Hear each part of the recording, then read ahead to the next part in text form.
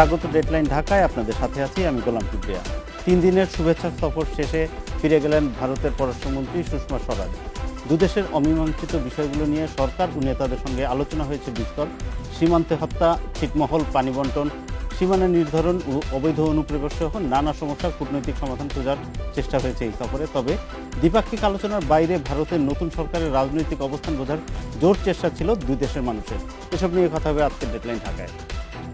আজ আমাদের সাথে স্টুডিওতে আছেন দৈনিক মানবজমিনের প্রধান সম্পাদক মতিউর রহমান চৌধুরী, আছেন ভারতের পত্রিকা দৈনিক সংবাদ প্রতিদিনের সহযোগী সম্পাদক গৌতম লাহিড়ী এবং দৈনিক ভোরের কাগজের সম্পাদক শ্যামল দত্ত। স্বাগত আপনাদের।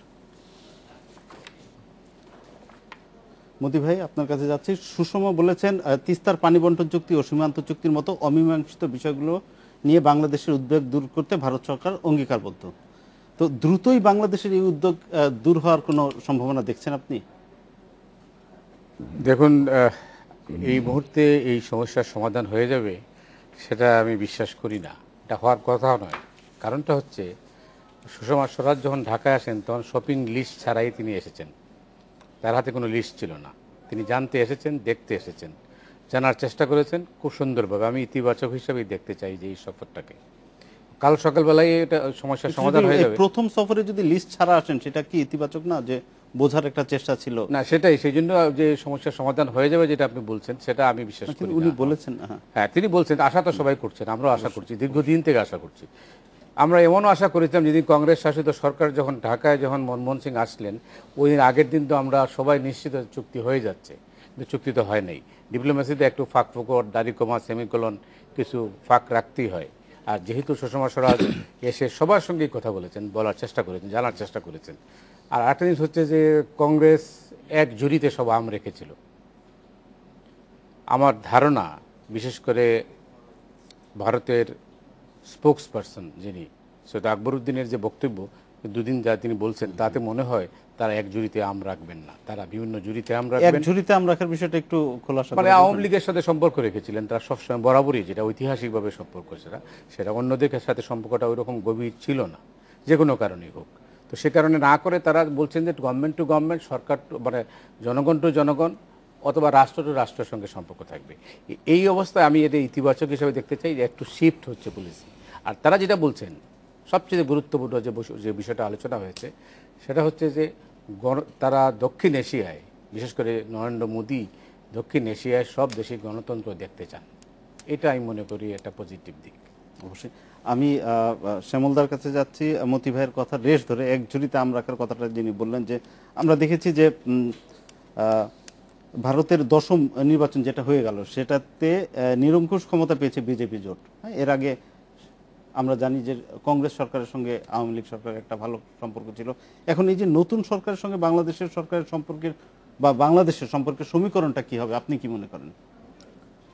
সেটা কিছুটা তো ভিন্ন হবেই আগের সরকারের চাইতে। তবে আমি একটু ভিন্ন মত পোষণ করবো মতিবের সঙ্গে, যে not all egg in one basket যে পলিসি মনে করছেন, আমার কাছে অন্তত মনে হয়নি সেটা। আমার কাছে আকবরউদ্দিনের যে সর্বশেষ বক্তব্য সেটি আগের সরকারের বক্তব্যের একেবারেই কপি মনে হয়েছে। তিনি বরং বলেছেন যে আমরা বাংলাদেশের জনগণের সঙ্গে সম্পর্ক, একই আগের মতোই কথা, বাংলাদেশের জনগণই ঠিক করবে এখানে কি হবে না হবে। ফলে যে জিনিসটি আজকে সকালে বেগম খালেদা জিয়া জানতে চেয়েছেন সেটি কিন্তু কোনো উত্তর কিন্তু সুষমা দেননি। উত্তরটি ছিল এরকম যে বাংলাদেশে গণতন্ত্র, একটা নির্বাচিত গণতান্ত্রিক সরকার থাকবে কি থাকবে না, ভারত কি দেখতে চাই, এই প্রশ্নের কিন্তু আমি জবাব সুষমার দিক থেকে দেখিনি।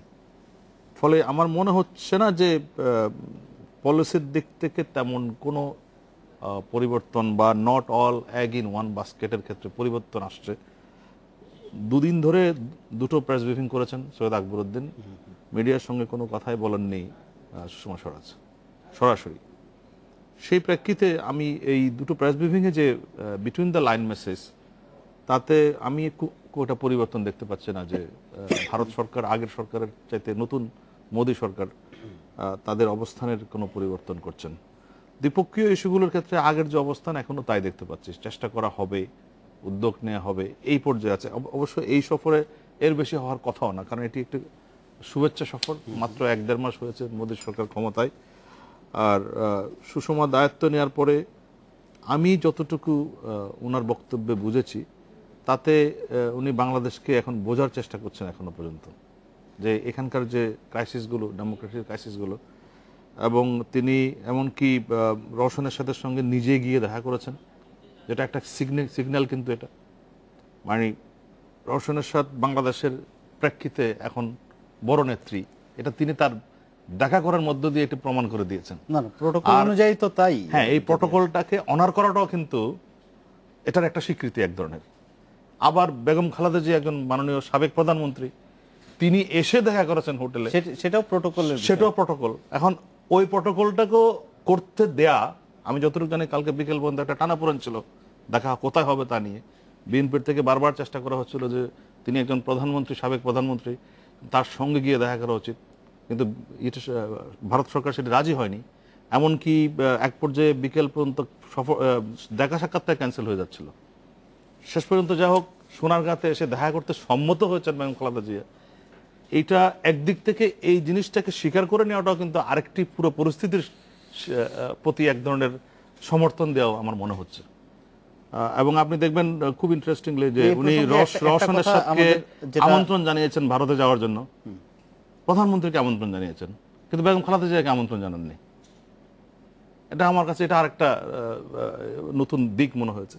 ফলে সব মিলিয়ে ভারতের অবস্থানের পরিবর্তন, আমি অন্তত নট অল এক ইন ওয়ান বাস্কেটের পরিবর্তন হচ্ছে, সেটি আমি দেখতে পাইনি। গৌতম লাহিড়ী, সুষমা স্বরাজ বলেছেন যে দুই দেশের অমীমাংসিত বিষয়গুলো সমাধানের ব্যাপারে মানে এ বিষয়ে অগ্রগতি হচ্ছে, এবং তিনি আরো বলেছেন ভারতের ভেতরে জাতীয় ঐক্য গড়ে তোলার কাজ চলছে। ভারতের অভ্যন্তরীণ ঐক্যে কি ধরনের চ্যালেঞ্জ আছে বলে মনে করেন? কি কি চ্যালেঞ্জ?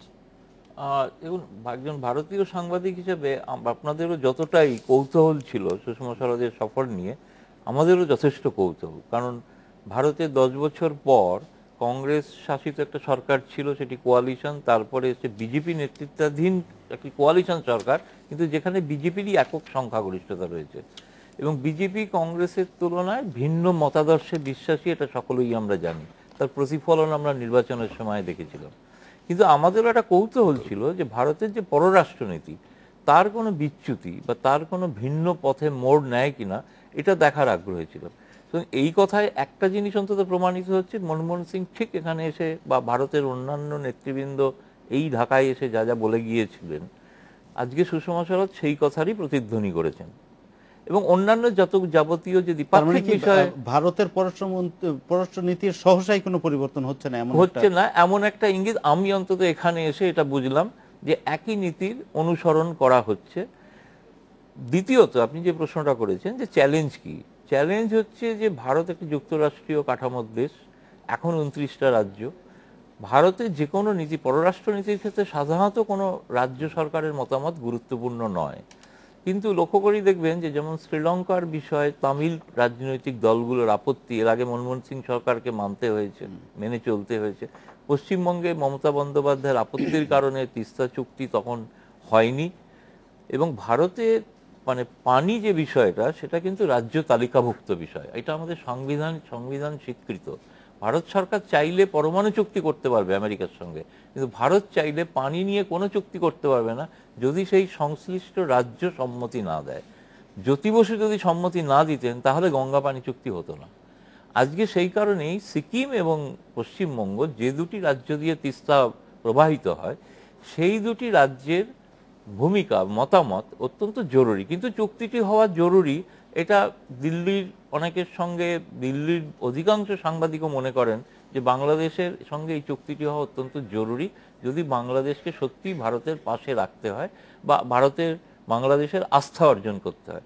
ফলে চ্যালেঞ্জ এটাই। এই কারণেই কিন্তু দেখুন, মনমোহন সিং সরকার কিন্তু যখন আলোচনা করতেন মমতা বন্দ্যোপাধ্যায়ের সঙ্গে, তখন সেটা করতেন জাতীয় নিরাপত্তা উপদেষ্টা গিয়ে। কিন্তু এই প্রথম সুষমা স্বরাজ, তিনি মন্ত্রী, রাজনৈতিক মন্ত্রী, তিনি প্রথম আসার আগে কিন্তু মমতা বন্দ্যোপাধ্যায়ের সঙ্গে কথা বলেছেন। কাগজে যতটুকুই যা রিপোর্ট, বা বাংলা কাগজে, কলকাতার কাগজে যাই রিপোর্ট হোক, কিন্তু আমি যতটুকু শুনেছি, এবং কালকে সৈয়দ আকবরউদ্দিন প্রকাশ্যেই বলেছেন যে আলোচনাটি অত্যন্ত সৌহার্দ্যপূর্ণ পরিবেশে এবং প্লেজেন্ট আলোচনা হয়েছে। এবং সেই আলোচনা আমার যেটা মনে হয়েছে সাংবাদিক হিসেবে, যে সম্ভবত একটা বন্ধ দরজা খুলতে চলেছে। দরজা হয়তো বন্ধ, এমনও হতে পারে জানালা খুলেছে, আচ্ছা, সেই সম্ভাবনাটা আমি দেখতে পাচ্ছি আর কি। ফলে এই চ্যালেঞ্জটাকে এখন ইনি সেই কারণেই এই কথাটা এই ভরসাতেই বলতে পেরেছেন এখানে এসে, যে ওনার কথার কিন্তু মধ্যে যদি আপনি বাক্যটাই ভালো করে দেখেন তাহলে কিন্তু সেটা কিন্তু শুধুমাত্র আশ্বাসবাণী নয়, সেটা হচ্ছে একটা সর্বসম্মতি তৈরির ভারতে প্রক্রিয়া শুরু হয়েছে। যে প্রক্রিয়াটা শুরু হয়েছে মানে উনি শুরু করেছেন, সেই প্রক্রিয়াটার মানে অন্তিম পরিণতি খুঁজে বের করে আনা ওনারই দায়িত্ব। সেটাই উনি এখানকার যাদের সঙ্গে কথা বলেছেন, সেটা প্রধানমন্ত্রী শেখ হাসিনা, পররাষ্ট্রমন্ত্রী, তাদের প্রত্যেককে তিনি এই কথাটাই বলেছেন। ফলে এরাও কিন্তু, আমি আজ দুপুরেই আপনাদের পররাষ্ট্রমন্ত্রীর সঙ্গে কথা বলেছি আলাদাভাবে, তিনি কিন্তু বিশ্বাস করেছেন যে, এবং বিশ্বাস করছেন যে আগের থেকে একটু পার্থক্য লক্ষ্য করছেন, এটাই পররাষ্ট্র নীতিতে নয়, যে উদ্যোগে একটু পার্থক্য আছে। অবশ্যই। তবে এই যে তিস্তার চুক্তি নিয়ে একটু আপনার কাছে আসি, কংগ্রেসের সঙ্গে আওয়ামী লীগের ভালো সম্পর্ক ছিল, এটা আপনিও বললেন কিছুক্ষণ আগে, কিন্তু তা সত্ত্বেও তিস্তা চুক্তি হয়নি। এখন আমরা যেটা জানি যে মোদি মমতার মধ্যে একটা রেষারেষি আছে, এই পর্যায়ে তিস্তা চুক্তিটা কতটা সম্ভাবনা দেখছেন বা কতটা সম্ভাবনা আছে বলে মনে করেন? দেখুন, যখন সুষমা স্বরাজ ঢাকা আসেন, এর আগের দিন বিকেলে তিনি মমতা ব্যানার্জির সঙ্গে টেলিফোনে কথা বলেছেন। এবং মমতা ব্যানার্জি কি বলছেন যে আপনি ঢাকায় যান, যাওয়ার পরে ইলিশের স্বাদ নেন। তারপরে মজার ব্যাপার হচ্ছে উনি কিন্তু নিরামিষভোগী, অর্থাৎ তিনি ভেজিটেরিয়ান। উনি কিন্তু ইলিশ মাছ খাননি ঢাকায়। যাই হোক, তার মানেটা কি, বার্তাটা কিন্তু খুব স্পষ্ট নয়। কারণ এখান থেকে যে হঠাৎ করে নাটকীয়ভাবে কিছু একটা ঘটে যাবে, মমতা ব্যানার্জি রাজি হয়ে যাবেন, এই আশ্বাস কিন্তু আমরা দীর্ঘকাল থেকে শুনেছি। আমি দীর্ঘদিন কূটনৈতিক রিপোর্টার ছিলাম, শ্যামল দত্তও ছিলেন, আমরা এই সমস্ত ব্যাপারে অভ্যস্ত। এবং আপনি লক্ষ্য করবেন, বিজেপি বিশেষ করে আসামে যে স্থল সীমানা চুক্তি, এটা হওয়ার সম্ভাবনা খুবই কম। তার কারণ হচ্ছে আসাম থেকে যারা সদস্য নির্বাচিত হয়েছেন, তারা আলটিমেটাম দিয়েছেন যে কোনো অবস্থাতেই এই চুক্তি করা যাবে। আবার ভারতের জাতীয় ঐক্যের প্রসঙ্গটাই জাতীয়, সেটা হচ্ছে যে এই যখন মনমোহন সিং সরকার, সবাই আমরা ধারণা করেছিলাম যে কোনো অবস্থাতেই মমতা ব্যানার্জি এই সিদ্ধান্ত নেবেন না, তিনি ঢাকায় আসেন তখন নিলেন। এখন তো তাদের সাথে রাজনৈতিকভাবে অনেক বিরোধ এবং অনেক দূরত্ব। সেই অবস্থায় আমরা যদি মনে করি যে কাল সকালবেলা এখানে বক্তব্য, আর ডিপ্লোমেসিতে প্রতিটি শব্দ খুব মেজার্ড বলা হয়ে থাকে এবং আশাবাদ থাকে এত বেশি, কোনোটার থেকে আপনার বিটুইন দ্য লাইন্স বুঝতে পারবেন না যে আসলে সত্যি কোনটা কি ঘটতে যাচ্ছে। যাই হোক, তবুও আমরা আশাবাদী হতে চাই যে আসলে এই চুক্তিটা হবে। অথবা আমরা আরো আলোচনা করবো একটা বিরতির পর। নিচ্ছে একটা বিরতি, সাথেই থাকুন।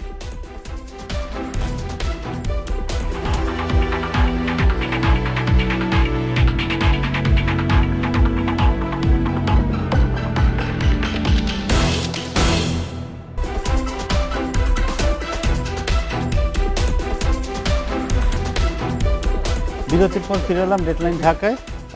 যাচ্ছি শ্যামল দত্তের কাছে। শ্যামল দা, মানে আমরা সবসময় শুনে আসছি যে বাংলাদেশ ভারত একটা বন্ধু রাষ্ট্র, কিন্তু বন্ধু রাষ্ট্র বলা হলেও নানা রকম অসম সম্পর্ক আমরা দেখেছি, যেমন চুক্তি অনুযায়ী ন্যায্য হিস্সা না পাওয়া পানির, তারপর নিয়মিত সীমান্ত হত্যা, সেটা একটা বড় ইস্যু।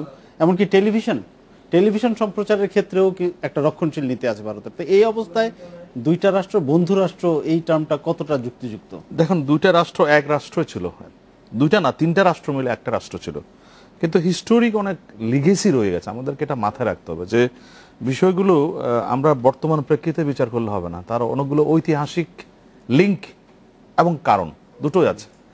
সেইগুলোকে বিবেচনা করলে বন্ধু রাষ্ট্র এটি হচ্ছে একটা ডিপ্লোম্যাটিক টার্ম, যেটা মতিবা বললো যে ডিপ্লোমেসিতে বলে অনেক কিছুই, বাট বাস্তবে আসলে বন্ধু রাষ্ট্র কিনা বাংলাদেশ ভারত, বাংলাদেশ পাকিস্তান, পাকিস্তান ভারত বা অন্যান্য দেশগুলোর সঙ্গে, সেই জায়গাতে অনেক লম্বা বড় বড় গ্যাপ রয়ে গেছে।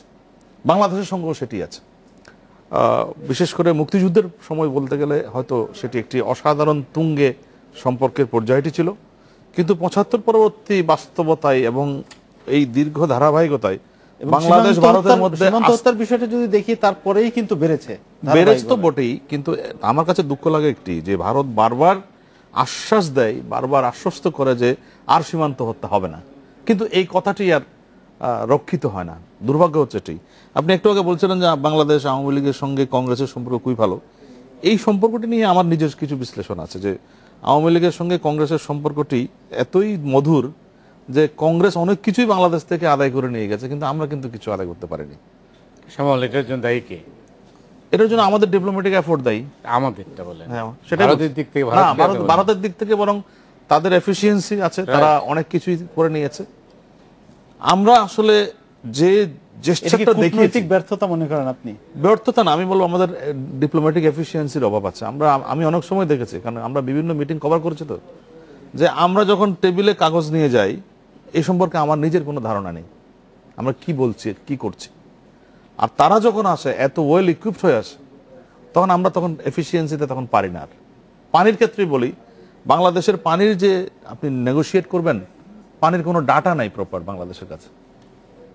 আপনি এক এক ইঞ্জিনিয়ার বাংলাদেশে এক এক কথা বলে। আমি আপনাকে এই উদাহরণটা দিই, একটু তিস্তার ব্যাপারটা বলি।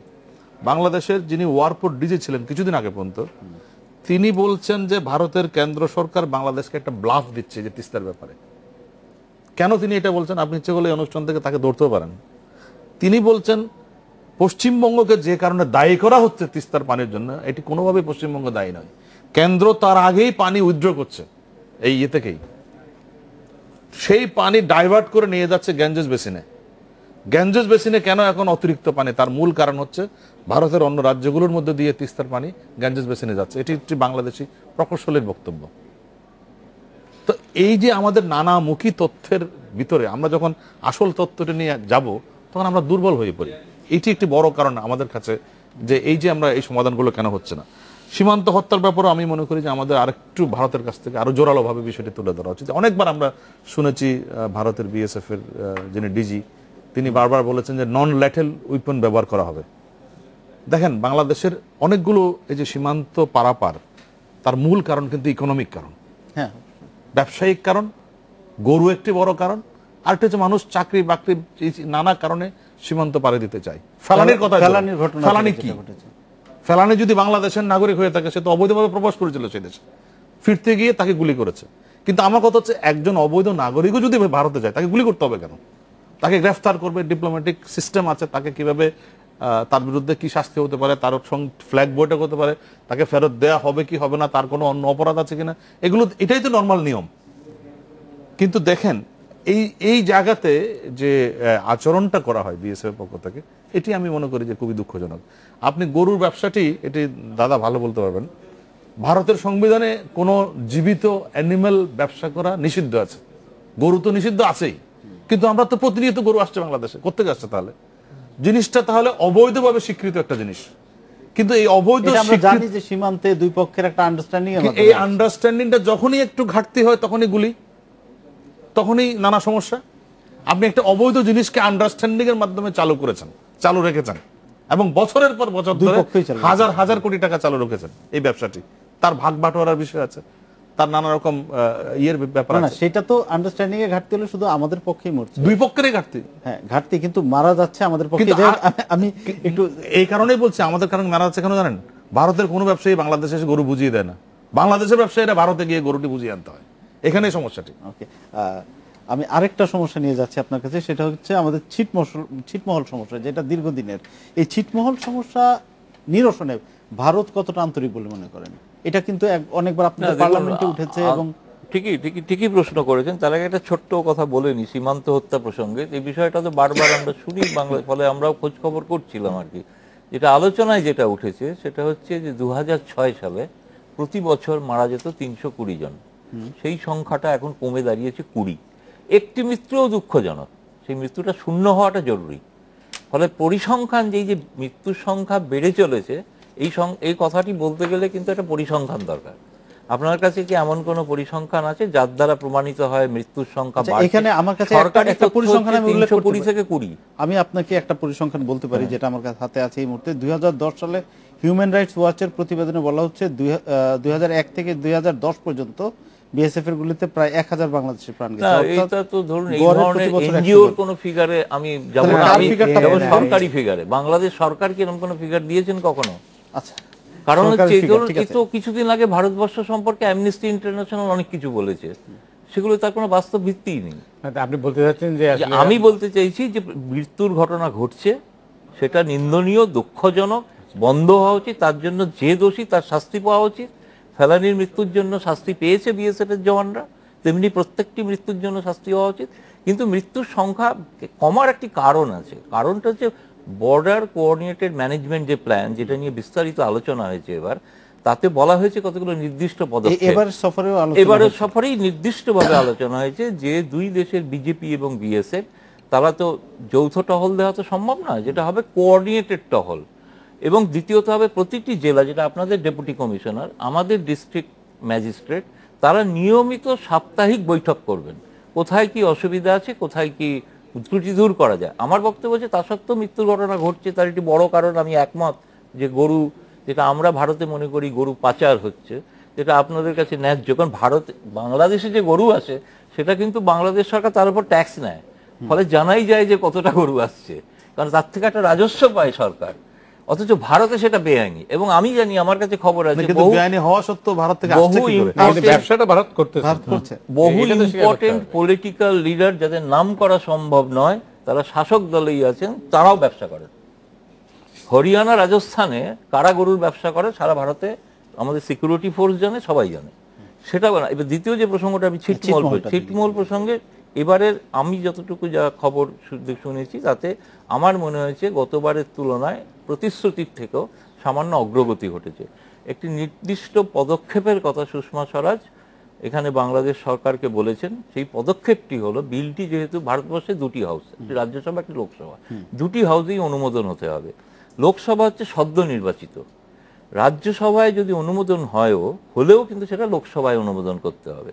এবার লোকসভায় জিতে এসছে বিজেপি, যে বিজেপির আসামের রাজ্য বিজেপি আপত্তি করেছিল, তারাই এখন ক্ষমতায়, তিনিও এখন এমপি।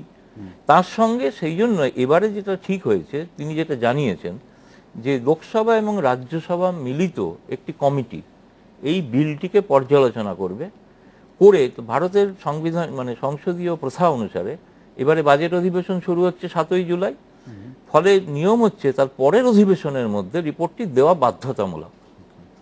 কোনো কারণে স্পিকার, বিশেষ কোনো অঘটন না ঘটলে স্পিকার সাধারণত অনুমতি দেন না যে আপনাকে সময় দেওয়া হলো, খুব রেয়ার কেসে হয়েছে। ফলে আগামী অধিবেশনের মধ্যে এই ছিটমহল বিনিময় সংক্রান্ত বা স্থল সীমান্ত চুক্তি প্রোটোকল, যেটা স্বাক্ষরিত হয়েছিল 2011 সালে 6ই সেপ্টেম্বর, সেইটি আগামী অধিবেশনের মধ্যে আপনারা নিশ্চিতভাবে একটি মানে ভবিষ্যৎ সম্পর্কে ক্লিয়ার হবে। আমরাও সেটা আশা করি। মতিবের কাছে একটা প্রশ্ন রেখে আমি বিরতিতে যাব, সেটা হচ্ছে পরিসংখ্যান। আমাদের কাছে যে পরিসংখ্যানের কথা দাদা বললেন, পরিসংখ্যান আমাদের কাছে একটা আছে, সেটাতে দেখা যাচ্ছে যে 1947 থেকে 1971 সাল পর্যন্ত সীমান্তে হত্যা ছিল খুব রেয়ার, খুব কদাচিৎ ঘটতো, কিন্তু স্বাধীনতা পরবর্তী সময়ে এটা বেড়েছে। এই যে শ্যামলদা বলছিলেন ঐতিহাসিক প্রেক্ষাপট, এইটার প্রেক্ষাপট সম্পর্কে আমি আপনার কাছে জানতে চাইবো যে স্বাধীনতা পরবর্তী সময়ে কেন এটা বেড়ে গেল। আমি আসবো বিরতির পর, নিচ্ছে একটা বিরতি, সাথেই থাকবেন।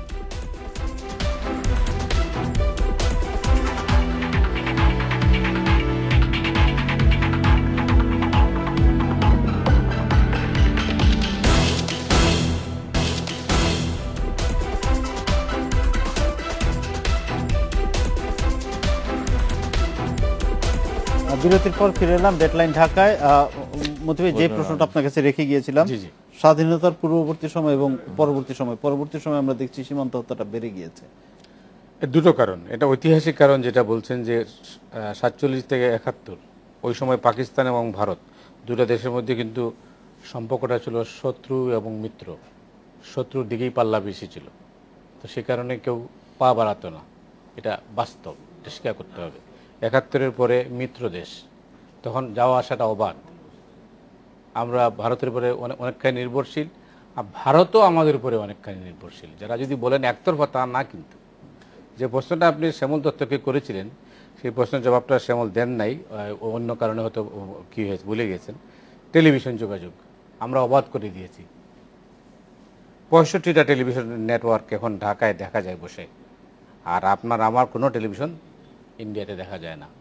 সম্পর্কটা আমরা স্বাভাবিক রেখেছি, আমরা সুসম্পর্ক চাই।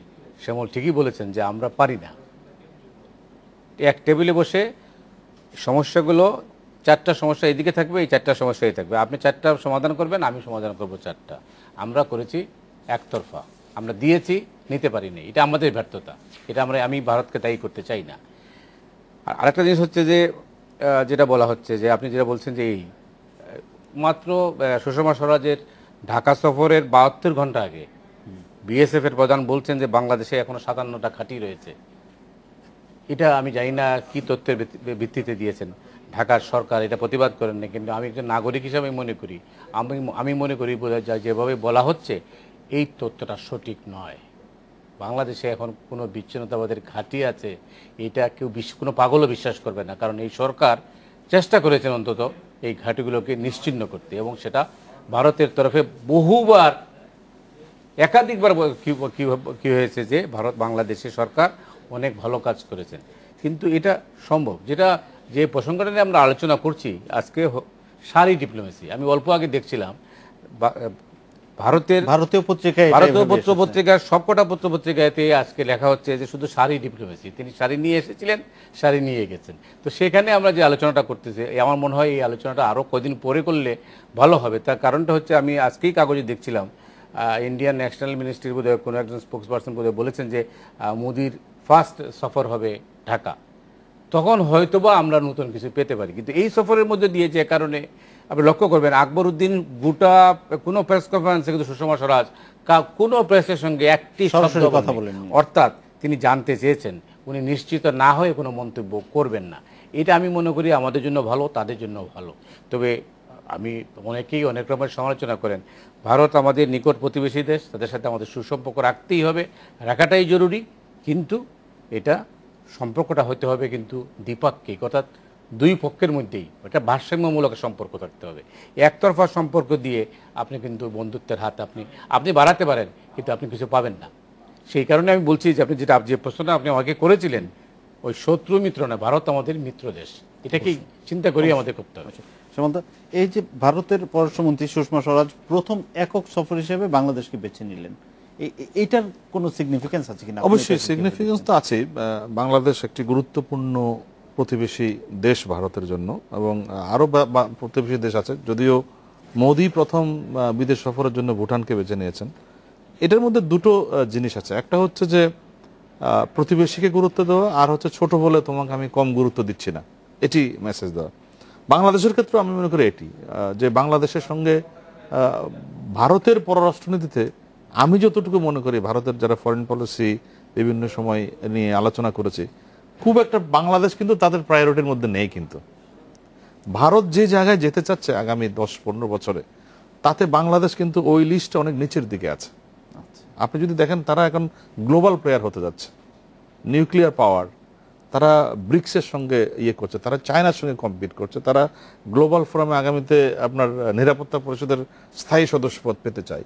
এই সমস্ত বিবেচনায় বাংলাদেশ তার প্রায়োরিটির অনেক নিচের দিকে আছে। আমরা দেখেছি শুধু একটি মাত্র কারণে বাংলাদেশটা প্রায়োরিটি, সেটা হচ্ছে সিকিউরিটি রিজন, অন্য কোনো রিজন কিন্তু নাই।